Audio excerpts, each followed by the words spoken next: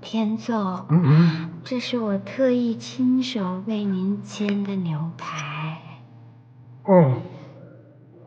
怎么让您董小姐亲自下厨呢？香吗？噎得慌。喝点水。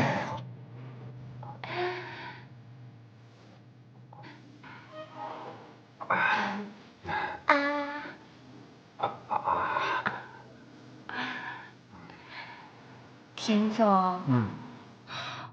我有那么一点点的事想要求你。董小姐，看您说的，有什么事您就说，别说求。田总，100万，他们要用我们10天，您不觉得太亏了吗？这100万虽然不是什么大数目，而且咱们还得5-5分账，可这50万对于你们会所来说，不也是一笔不小的收入吗？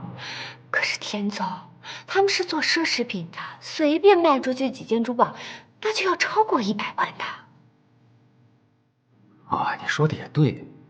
哎呀，麦克这个小子是有点抠门啊。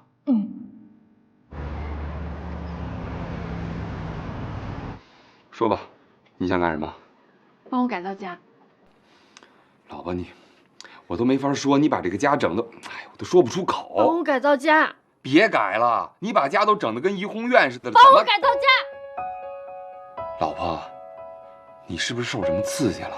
啊？就是不希望我们的生活总是一成不变。你以前可不是这样的。我们需要改变。那我问你，如果我要今天不帮你把这个家改造了，你是不是今天晚上就不睡觉了？是，你也知道我是什么性格、什么脾气、什么星座。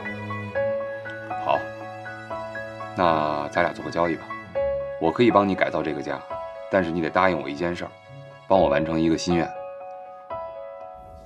No, no, no, no, no.